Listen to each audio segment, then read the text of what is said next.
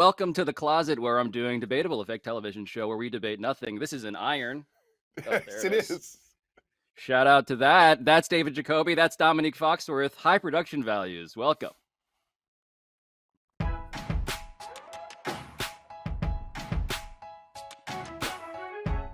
Bacon collar, even with an iron hanging over your shoulder. Oh, wow. You know what else You remember that? You When know they what had else? that hole? Oh, I know God, the Hanes, Michael Jordan on an course. airplane, as if Plane, Michael Jordan is ever flying commercial. It's like, hey, let me interact with this guy. Yeah. Did I ever tell you about the Michael time Jordan's- I interviewed Michael Jordan? It was great. What? No. When did you do Yeah. that? It was for a podcast for Gatorade. I interviewed Michael Jordan. He cried. We ended up not being able to use it because it was not in the contract. His contract with Gatorade did not allow for this. His rider specifically said, Wait, if I hold cry, on. you cannot run this. Hold Let's on. Why go, did he cry? Joe Lacob. No, wait, yeah, why did he cry? Why did he cry? I had onions that day, and it was really. Oh, come No, on. it was about now it. we're lying. It was about his parents. We were talking about his parents and his All right. upbringing, and I think that yak was hitting hard. And we was in his bus because we were filming. He was filming a Gatorade commercial, and we were doing a podcast along with it. So I don't know. He was tired and drunk, and he let a tear flow. It wasn't because I'm a great interviewer. Joe Lacob, He obeyed his thirst, is what you're saying. So Joey Lacob. You guys ready? I feel like Joseph? Dominic just violated the rules of his Yeah. rider with I Gatorade loved by it though. I telling want us about more. any of that. More I Jordan feel like stories. I'm gonna get sued. So Joey So- Lacob. We'll move beyond that Dominic got crying Jordan before crying Jordan. But yeah, let's start with, where are we starting, Alabaster? Let's go there. We are going to start with the Warriors and Joe Lacob, who always views himself as light years ahead. And this time he's talking about how they built this new Warriors team. My question for you guys, is Joe Lacob getting ahead of himself, bragging about the Warriors not trading their young assets for a win-now player? Okay, so Joe Lacob is an odious person in many regards, right? He has two dogs that are named after Ayn Rand characters. That's kind of all you need to know, beyond the fact that he's a giant bazillionaire who runs, the most successful team of his generation, of our generation, really. But on this, yeah, I get it. Go ahead and brag, Mr. Billionaire. Like, yes, this is Joe Lacob is many things. He is also, admittedly, the exact kind of owner that I would want if I was a fan of a team. Like, he has a long view as well as a short-term view. I swallow the Ayn Rand dog stuff if he actually brings me titles. And the dude is bringing me titles. Oh man, he's a lot of things. I thought you had to go negative there. Like he's many things, but this thing he is not. You said he's many things. One more thing he is my kind of guy.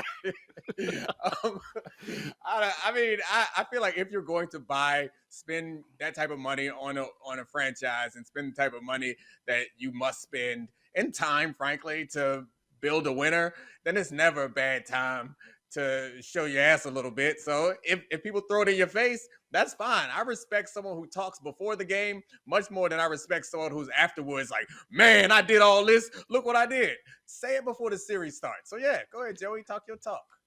One of the things that's overlooked here, and I think Pablo actually wrote the story about the fact that Steph Curry had a hurt ankle is really what made this whole dynasty happen. Yep. And again, like, they do this thing where Lacob is actually really lucky because they're so bad 2 years ago, not even invited to the bubble, that they get these high draft picks, so they're able to bring in these low contract, high quality players. James Wiseman we haven't even seen, but I really think that it's good for him to flex like this.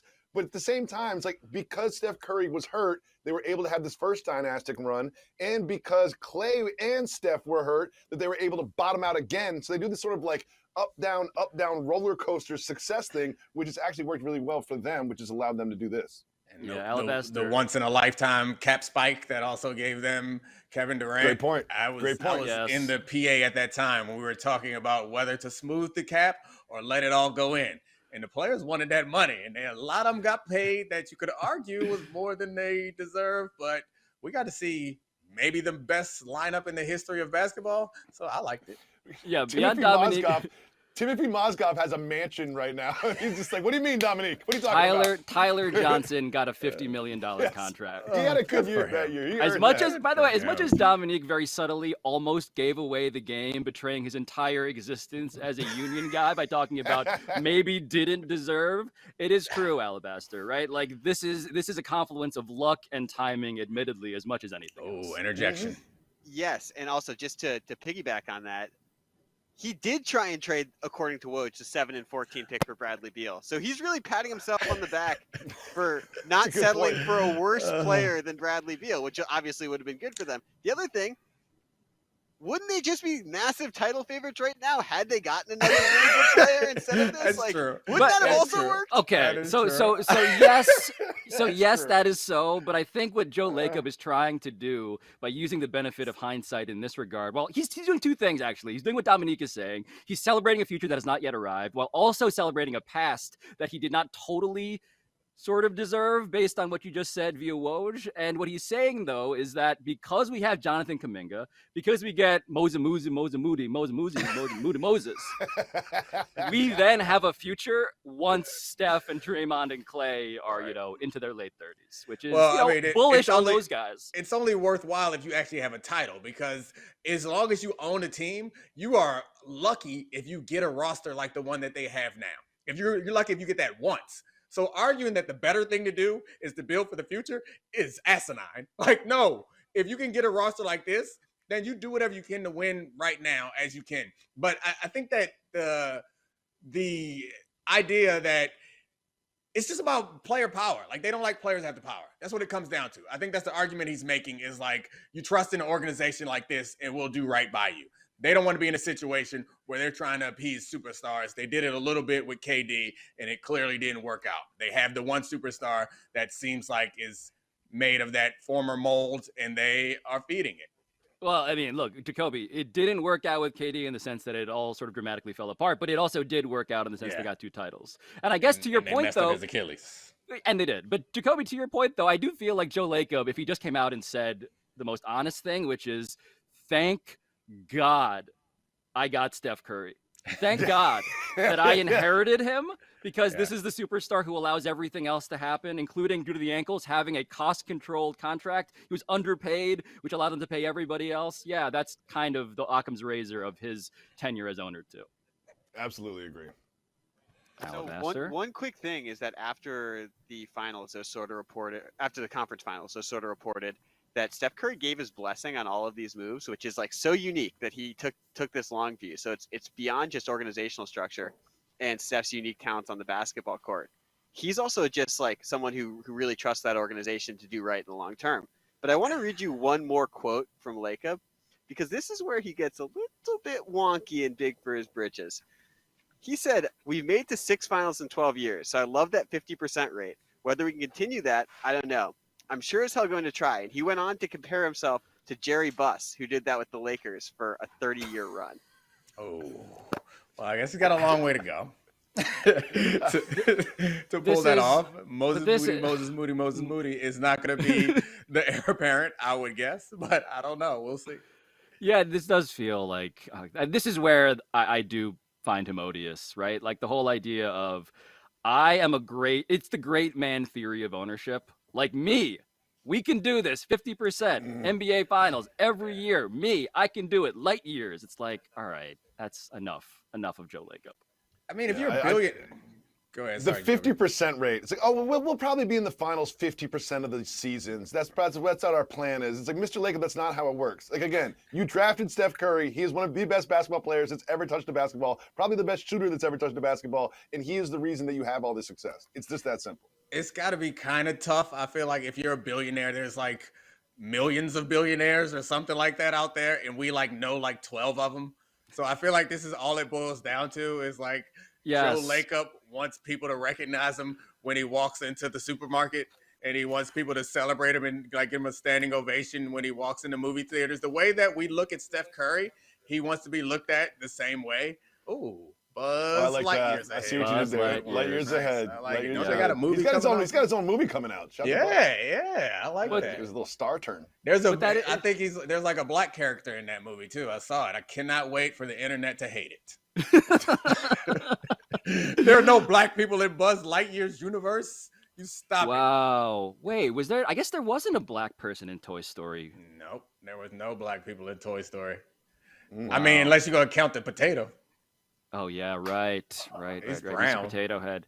Well, we can't even say Mr. Potato Head because I would be canceled. I can't. I don't even know if I'm start parodying this. myself What are we or talking parodying about now? Potato. I'm I don't sorry. even know which side of the Hey, aisle I'm on in the Jacoby, potato. I want to apologize culture because I war. sent us down this road. Yeah, and I'm I sorry. can't. I got nothing. I'm I got sorry. nothing. You do this all the time. What do you want me to say? I don't know if Mr. Potato Head is black. I have no idea. The potato. I don't Why know. do you keep coming back? Why do you keep coming back? You don't have to You don't have to subject yourself. I'm Just starting to to say- sweat. I'm uncomfortable. This sucks. I shouldn't workshop my Mr. Yams joke out loud. Is that No, what I'm saying? no, Mr. Yams Head. Stop it. No, Stop it. no. Oh man. I just want to talk about dirty toothbrushes at this point, but no one knows what we're talking about except for me, Pablo, and Jacoby. I only do this And show I- for you two. And I barely know what you're talking about. Alabaster, what's next? We're going to move on to the Lakers, always back in our rundown. And that's because Mark Stein is sort of reportedly talked to people around the organization, and they don't want to move off of Russell Westbrook if that means attaching picks. And my question about that, because that's interesting, that sets up a dynamic where there's conflict between LeBron's win now and the organizational structure moving forward. And so what does it say to you about the relationship with LeBron if they won't attach picks to a Westbrook trade? The if here is important because my instinct is, they're lying. They are definitely lying about this. They definitely want to get rid of Russell Westbrook. They just cannot admit this. So here's Mark Stein saying that, yes, the Lakers are insisting to anyone who will listen, which, by the way, like that clause sort of indicates maybe some of the subtext here. Anyone who will listen, they are grabbing them and yelling into their faces. We would rather keep Russell Westbrook on the roster for the next season than surrender additional assets to convince someone to trade for him, which to me, first blush, kind of like, don't know if I believe that. It's the 2027 pick. So like we're talking about someone who right now is like 13 years old, right? Like if you have to do whatever you can to get off of Russell Westbrook. Sometimes you have to, in this job, you have to like look in the mirror and say, I was wrong. I actually thought Russell Westbrook was going to be good on the Lakers. Oh, no. It was evident, You're the evident, guy. so early that this is not working. This is not working. So whatever they need to attach a 2027 pick, whatever they need to do to get off Russell Westbrook, they absolutely have to. They just have to. Anyone who will listen always makes me think of when Jimmy Haslam, the owner of the Browns, decided to take the advice of a vagabond and draft Johnny Manziel. He literally said that he was walking on the street and a homeless man said, "Get that Johnny Manziel." He walked into his war room and he said, "You know what? I got an inside line on who we should draft. Throw out all your research. Analytics be damned. Homeless man, Sorry. unhoused individual. Thank you. told- Unhoused vagabond. Unhoused individual told That's me, right. what's that thing called with a stick with the bag on the back? A bindle. Yes, Bindle Man came up and said, we got to get Johnny Manziel. That's great. I love anyone who would listen. Anyone who would listen is my favorite. This guy climbed down from a boxcar and said, you need to draft Johnny Football. And we tried to listen to him. But the thing that is happening here beyond the absurdity of like who is telling the truth ever when you talk about publicly negotiating, personnel moves is that, LeBron does have a conflict, right? LeBron would have a conflict. Let's take it as if true. LeBron would have a conflict with them prioritizing their future over their present because Alabaster points this out, eligible for a contract extension on August 4th. He will he will enter next season as a free agent to be, which is just, by the way, what a bonanza of just takes we're going to get next summer. Thank God. I love it because they're not going to be the number one in the West. You know what I mean? So they're not going to be in the conference finals. They're not going to be anywhere near that. When you look, Caesars just came out with like next year's odds of who can win the championship, and the Nets are like laughably number 2. But the Lakers aren't even on the list. Like the Lakers are not even on the list. Damn. You can't even like get a number to bet on them in the season next year. It ain't happening. LeBron, LeBron doesn't want to be seen as having this control, even though we all believe he has a lot more influence than the average player, which I'm sure he should, or I'm sure he does, and he absolutely should, given his value to an organization. Sure. But part of me thinks that he wants this out there too, because it felt like all of last season he was trying to distance himself from all the terrible decisions that the organization had made, the people they let get away. He wanted to have nothing to do with it. He wanted us to believe that he had nothing to do with those decisions, while we were all kind of pretending like, or we all assumed that he had everything to do with those decisions. So I don't know what the truth is, but I think that as much as Jeannie Buss seems to be wanting to do a tour where she's like in the media doing stories that says, I'm in control, me and all these other old people are running the show. She's like, she wants you all to know that no one under the age of 40 or 40, geez, no one under the age of 60 if only. is influencing this front office. I feel like LeBron's in the same place where he wants you to believe he doesn't have the influence. By the way, it is actually more embarrassing to consult Phil Jackson at this point than it is to consult an unhoused vagabond. The unhoused vagabond would probably give you much better advice than Phil Jackson. The vagabond definitely has a firmer grasp on modern basketball. Yeah, than Phil Jackson. Yes. Oh, God. Alabaster, what are we missing in this story? Because I mostly just want to laugh at the fact that nothing the Lakers do right now seems like it's coming from a place of like actual sophistication, and it's more just like grasping for straws desperately. I kind of so here's a counter take. I kind of think at this point it's right to not be beholden to the will and the whims of LeBron James. Like, he has not shown us over the last season and a half that he can be a healthy superstar that can carry the team as number one. And that was the whole point of Anthony Davis, that he was going to be the guy and take this as like a transitional phase where he'd take the torch. And like, it's kind of smart to hold on to the future, even if LeBron walks. Like, we've seen him do this before, where he just uses up the resources of a planet. He did that in Miami and Cleveland and LA. And like, at a certain point, if he can't get you over the finish line, you have to stop doing that. So, I mean, is it true on some level that LeBron James is, as you just put it, a colonizing alien who has come to drain a planet of all of its natural resources? Arguably. Are we really talking about like the time Shabazz Napier got drafted by the Heat when LeBron tweeted about him? He sent out a tweet. If you're so insecure that you let a tweet make you draft somebody, that's on you. That's not on LeBron. If he really wanted somebody, he'll go in and make it happen. But LeBron is one of these players that Alabaster and many people love to hate, and they're looking for opportunities to bash him. The man has, 8 finals appearances? Straight. 10 finals appearances, yeah. And 4 championships. I mean, he's a pretty damn good GM, because you know what player comes with him everywhere he goes? LeBron damn James. So, like, if he wants you to trade stuff, you trade it. I get your point that maybe he is not built to, or he doesn't have the ability to carry a team anymore, but he still brought you Anthony Davis in a title. Maybe you don't trade away these picks, but if LeBron wants a contract extension, give him the max. He deserves it.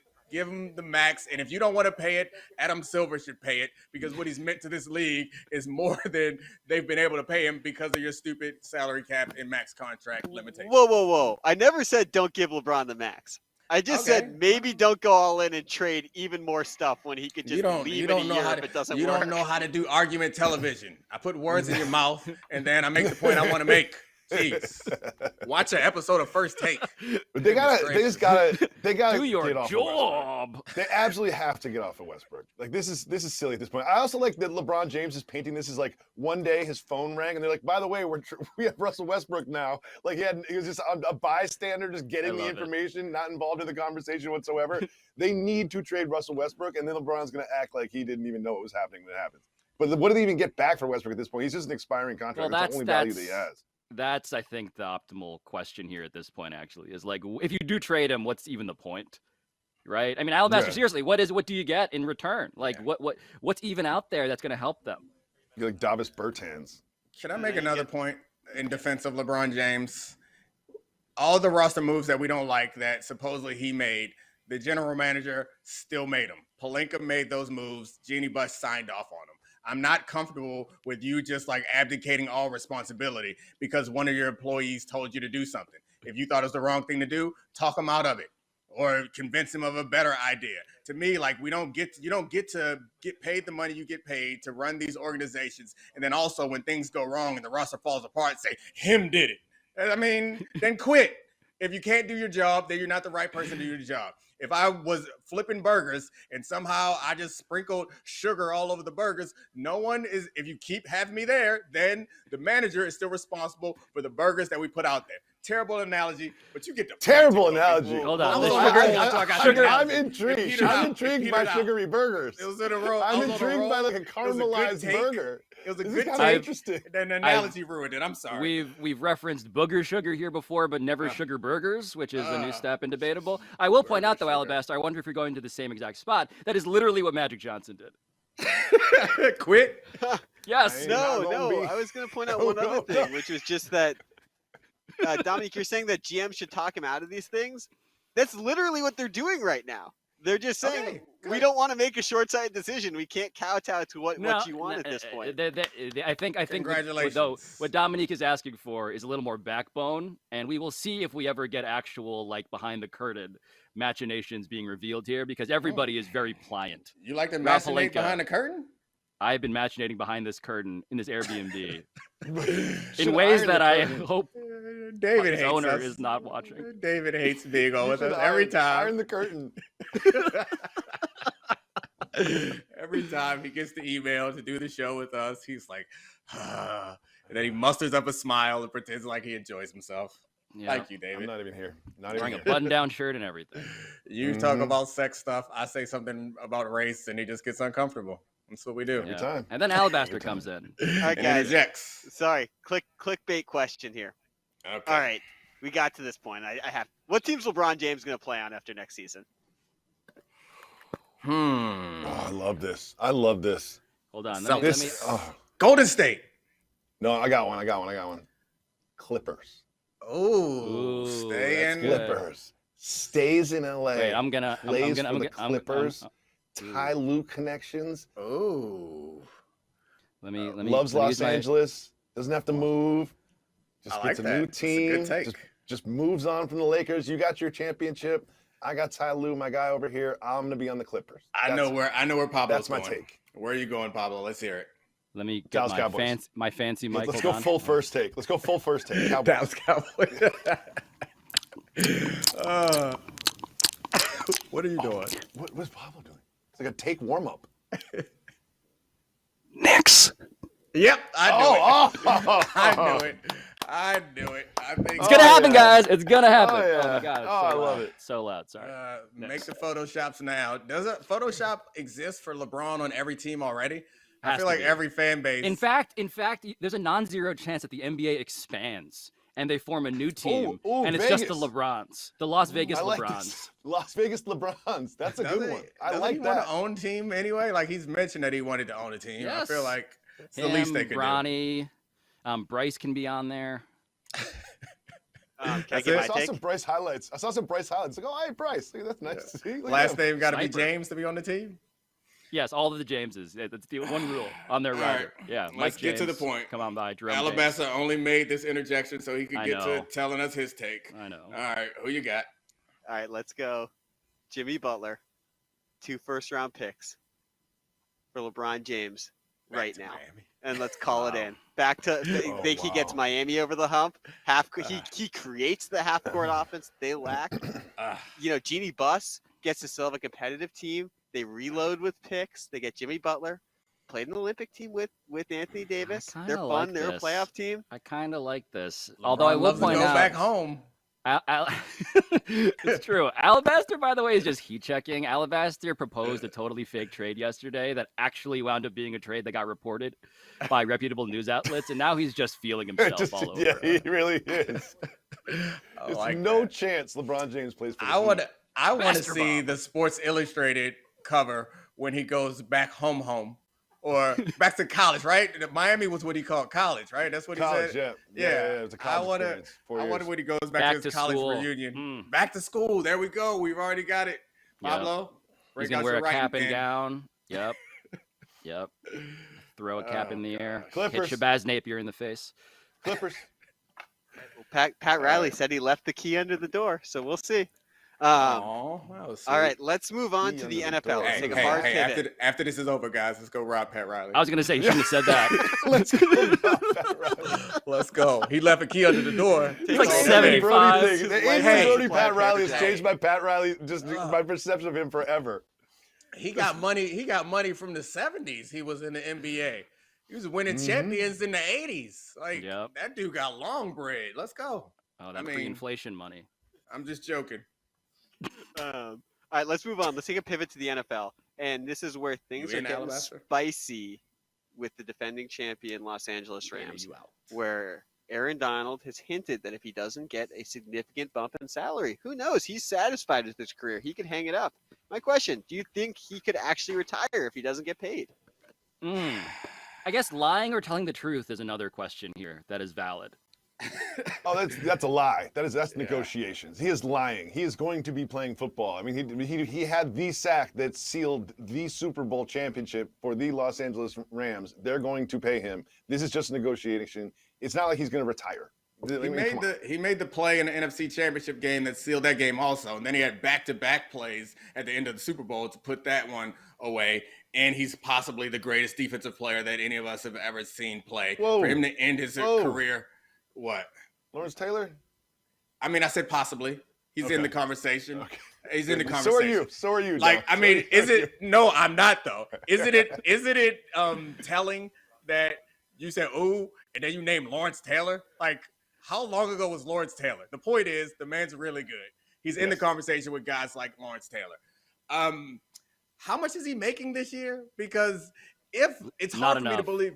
Yeah, agreed. But it's hard for me to believe that he wants more money, but the money that he's receiving now is not enough to then play. So, like, even if they don't re-up his contract, it's clear that you want money. So are you going to say no to this money? And I think he's like the 6th highest paid defensive player now, I think it's worse. So here's Alabaster with some numbers to save us, because he's scheduled to make $14.25 million next season, which ranks 102nd in the NFL. His average of $22.5 million ranks 27th. So among defensive players, it would be higher than that, certainly. But I guess probably not 6. Anyway, the point is $14 million is pretty good. He gonna pick up that check. That's all. Yeah, I mean, it is funny though how this whole thing became a story, right? It was leaked before the Super Bowl, right? Yes. It was a remember at Super Bowl they were like, "Are you going to retire?" I was like, "What is happening?" I was like, "What is happening?" And I feel like the other data point to inject into this conversation is the fact that Aaron Donald is the biggest name player I'm aware of, Alabaster, who is being represented on the marketing side by Donda Sports, Kanye West's agency. Oh, I did not know that. Oh, on the marketing side. On the marketing side. I didn't know this until I saw the doc this morning, which I somehow read for the first time in like weeks. Yeah. He's not an agent. He's on marketing. Marketing is different, right? Who looks at Kanye's career right now and is like, you know what? Let me just follow that blueprint. Whoever's in his ear needs to be in my ear. I need some of that. We were talking about robbing Pat Riley's home. Aaron Donald's going to show up wearing that like ski mask, actually, to like his press conference, Kanye style. Yeah, I mean, I just feels like a lot's on the table, I guess, if you're willing to sign with that agency. I feel like a lot more might be on the table, which maybe gives sort of credence to the idea that he can do whatever the hell he wants, because if he'll do that, who knows? The idea that this story, I believed the story before the Super Bowl because I was like, who would put this out before the Super Bowl unless it was like really a leak that happened? Now to find out that it was just a pre-Super Bowl negotiation ploy, I kind of respect it. I really like it. I appreciate it. It's fun. Not like we needed something to talk about between the week, or it wasn't even the week. It was like the morning of. It was the day of. Yeah, it was like that day. It's like it's kind of like when A-Rod, remember, like leaked during the Super Bowl that his whole contract thing, and everybody got mad at A-Rod. But it just is a reminder that like when you have the biggest stage available, probably use it selfishly. I get it. Makes sense. But like at the very core, just look at this quote, right? Like this is what we do in sports media. He says, "If I can win another Super Bowl, that's great. But if not, I'm at peace." and we get 10 minutes out of this, like talk about him retiring. Like that's pretty much a big nothing right there. He's like, I'd like to win a Super Bowl. Winning Super Bowls is fun, but if not, that's cool too. That is a nothing burger with some sugar on it. Is he retiring? No, he's just like, bro, I want to win a Super Bowl, but if I don't, like, I'm okay. I feel like Joe Lacob needs to hang out with Aaron Donald because Joe Lacob needs to be at peace. This man is talking about how he's gonna get to half the finals for the next 15 years. Yes, exactly. Like, chill out, man. Just you had a dynastic run that's still going on. That's in its second iteration, volume 2 of the dynasty. Just enjoy it. Stop talking about what's gonna happen for the next 18 years. Be like Aaron Donald. It's a really good point. A lot of really rich people are way too. It was good too. Oh. I'll say it again. Be like Aaron Donald. Get a sack. I like that. The double entendre. I thought you would like it. It was only for you. I knew David was gonna like it. I'm embarrassed. For the podcast audience, Jacoby's head is in his hands. And I told you about talk to the podcast audience. We don't talk to them. They better get on Twitter or YouTube. I love them. He stopped down, like we were moving on, and he already said the bad joke, and then he stopped the entire thing. Run it back. And everyone be quiet so he can say the bad joke a second time. Because everybody knows when you hear a joke for the second time, that's when it really hits. Get some sugar on that burger. Get some sugar on that burger, Jacoby. I think it sounds interesting. Guys, the best idea you had today. Can I give you what I thought Pablo was going to say in response to you, Domonique? Which is, he was going to say, here's the thing. Aaron Donald is actually the perfect version of the imperfect meat sack that is the human body. Damn. You got a good Pablo. Yo, Alabaster, learn how to produce and get in my ear privately and feed me that line, as opposed to stealing it for yourself, you glory hound. Team selfish over here, my bad. But really let's move on. Let's hop back to the NBA. We're gonna go back to one of our games. What are the chances? Step back to the NBA. And here's where my producing gets really bad because I messed up this card. Now I don't have places for you to write it down. But I want you to look at this tattoo. Never mind, we do have it. I want you to look at this tattoo from Dennis Schroder. And my question is, what are the chances Dennis Schroder is happy that the Celtics made the finals? Take a look at this. Uh-oh. That's Yikes. Dennis Schroder? Yo, so this is, again, for the podcast audience, this is an upper thigh? This is like borderline NSFW, I think. I mean, he's German, right? Like, I was wondering if maybe he was Irish. Like, I don't understand that. Why? I know he played for them for a hot second. What are you doing? Does anybody have any more explanation in this? I need more explanation. I don't know how to respond to this. So I think, you know what? I'm gonna actually answer the question here.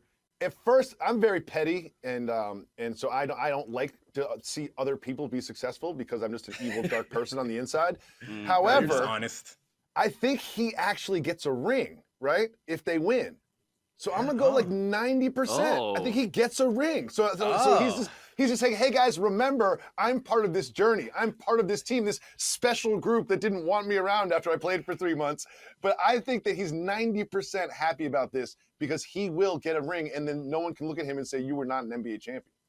Wow. Well, first of all, thank you for your honesty. We're all like that. Just most of us pretend that we're actually happy for other people. We really just want all the success for ourselves. Like, we're all glory hounds. Yeah. I'm jealous of like my wife's success. Like I'm just really bad. She's very successful too, man. You guys need like a players only meeting in the Jacoby. I want to go 90% because I want to be like David Jacoby, and he seems smart, but doesn't he get a ring anyway? You don't got to get it tatted on your leg. Like I'm kind of conservative with it. Like I'll make fun of lots of things, but making fun of people's tattoos, conservative, because you don't know what it means. You don't know who died. But I look at that tattoo and I'm like, if that's what your uncle looks like, the leprechaun from the Celtics. If that's what your uncle looks like, then I feel like R.I.P. to Uncle Junebug. Oh gosh. Uncle Junebug does have a cane, I guess. Lucky Leprechaun, I'm noticing, does actually have a cane that he's resting on jauntily. I miss my Uncle Charles, y'all. We roasted many a guy in the locker room in college for having a bad tattoo, only to find out. Oh yeah, of course. It was representing something more important, and then it's like, okay, those are what those Asian letters mean to you. Okay. Oh my God. So I'm gonna go 0%. because I feel like that lane is wide open available to me.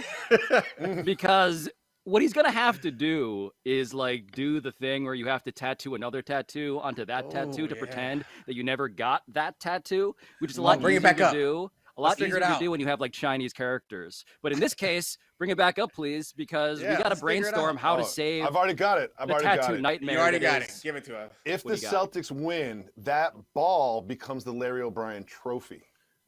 Okay. Okay. And then what are you gonna do with what's his name? Lucky.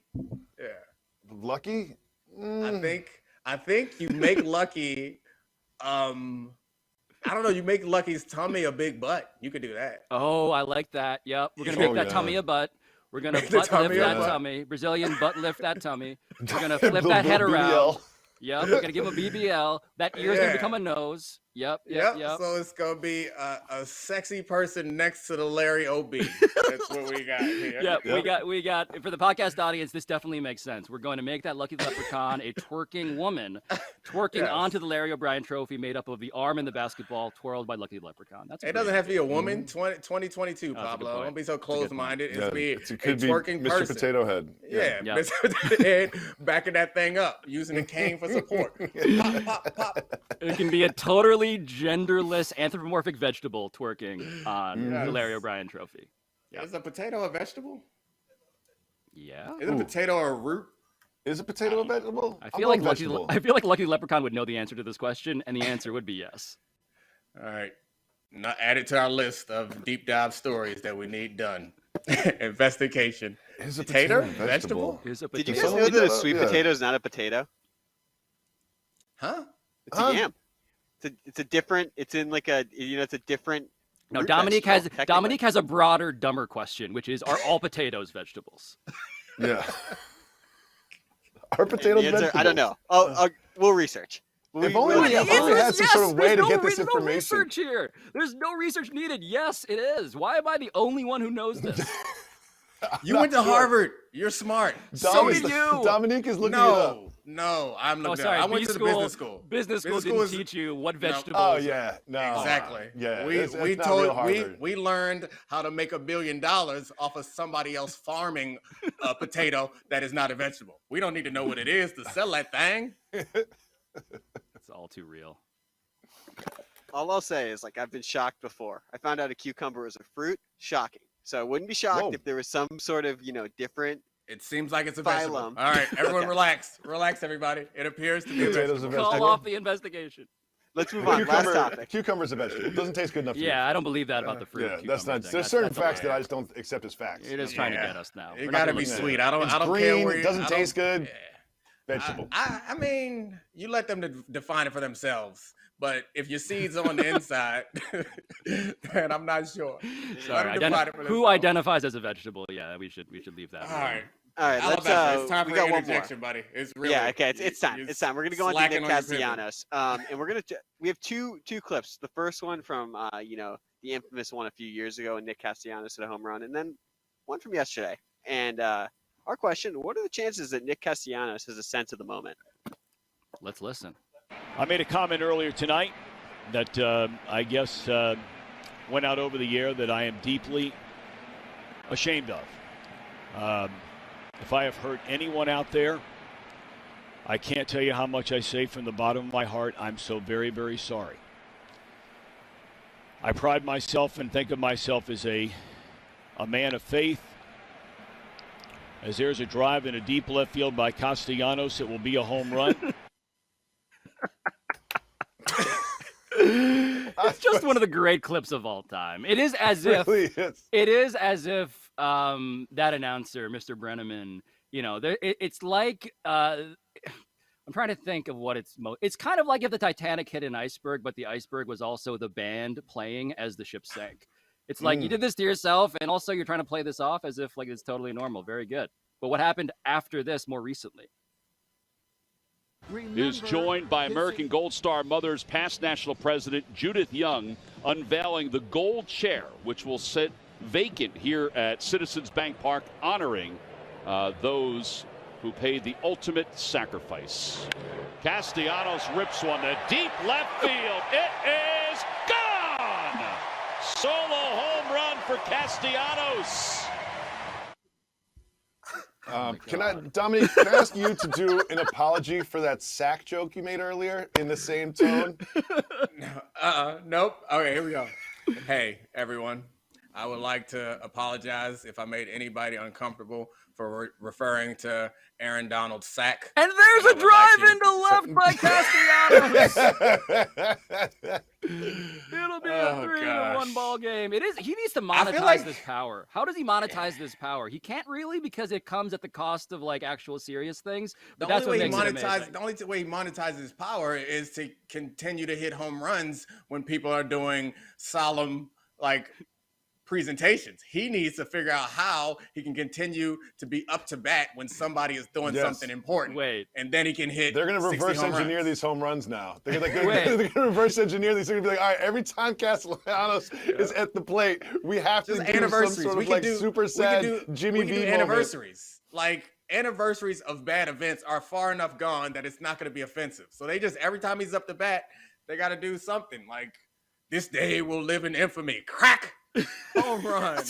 You know, today is the anniversary of the J.R. Smith in the NBA Finals forgetting what the score was. It's so amazing. I watched that clip again today. I was like, it's the NBA Finals. You forgot the score? You forgot the score? So good. That was very rough. And now he's like on an honor roll or something. He's like the most famous college graduate in America now, which is a real turn of events. He got like sports. What is it, like sports athlete or student athlete of the year or something? 100%. 100%. Alabaster. We're going 100%. Yeah. And they really need to start reverse engineering these home runs. I mean, what you just described is the supervillain origin story of Nick Castellanos, who, in order to succeed, must have terrible things happen to others. And I like this. I'm actually here for it. I'm going to go hundo too. Yeah. Make it 3 hundo. And that like feels like some sort of like, I don't know, thought experiment that some psychology student somewhere needs to figure out. It's like, is it worth it? Like, how does he feel it's the about trolley his home car runs? problem. It's the whole thing. Would you push one person in front of a trolley to save all these other people? Run? And Nick Castellanos is like, you make it a home run, and I'm pushing all of those dudes in front of that trolley. Yes. Oh, gosh. Good for Nick Castellanos. Did we finish early? Are we done? Can I just make weird, uncomfortable jokes from here on out? Is that No, what we're please doing? don't. No, please. You kind of started to with that finish early thing, so just keep on rolling. Oh, look at the advanced time. That is the Time Lord. Alabaster is the Time Lord, not Robert Williams III. He is the actual Time Lord. I never heard anybody Change complain space and about time. getting somewhere early. You don't want to be late? What's wrong? Who wants to be late? I want to get there early. What's wrong with that, Pablo? I hate getting places early. I want to sit there and wait for it. I do too. Yeah. Exactly. But culturally, you know, Yeah, no chance. it's not my fault. It's my culture. Oh, man. What a beautiful sound. Exhale. That was Refractory fun. period. I enjoyed myself. I enjoyed myself, except for like the parts where I didn't. Confetti metaphor for you know what. I mean, I'm just proud of you for the whole toothbrush story. It just makes me so happy. Yeah.